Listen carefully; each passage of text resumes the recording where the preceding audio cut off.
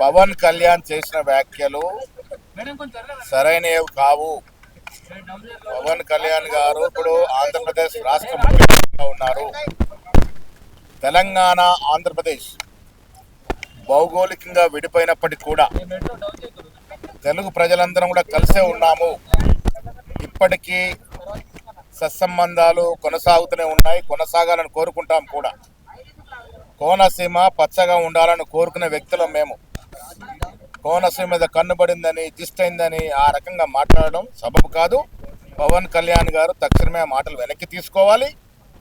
భౌగోళికంగా విడిపోయినప్పటికీ కూడా తెలుగు ప్రజలు రెండు చోట్ల ఉన్నారు. తెలంగాణ ఆంధ్రప్రదేశ్ కలిసికట్టుగా ముందుకు నడవాలి. ఇరు రాష్ట్రాల అభివృద్ధి పథంలో నడవాలి.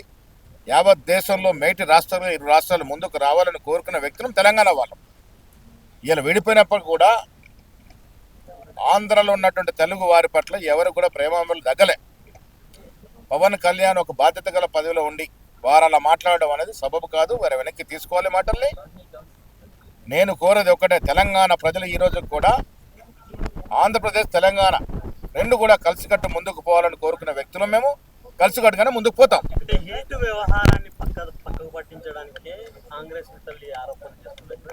సరే, ఆయన ఏ ఉద్దేశంతో ఏ అవసరం కోసం ఆరోపణ చేశారో తెలియదు. కానీ వారి యొక్క డిప్యూటీ ముఖ్యమంత్రి హోదాలో ఉన్నారు, ఒక బాధ్యత గల హోదాలో ఉన్నారు. మాట్లాడేటప్పుడు చాలా ఆచితూచి మాట్లాడితే మంచిది. వారు మాట్లాడిన మాటలు తెలంగాణ ప్రజల్ని నొప్పించే విధంగా ఉన్నాయి. వారికి ఈరోజు కూడా వారి సినిమాలు తెలంగాణలో బాగా ఆడుతాయి, వారికి ఆదరణ ఉంది. అది మర్చిపోయారేమో. తెలంగాణ ప్రజల యొక్క మనోభావాలను దెబ్బతీసే విధంగా పవన్ కళ్యాణ్ ఎవరు మాట్లాడినా అది మంచిది కాదు. వారి మాటలు వెనక్కి తీసుకోవాలి.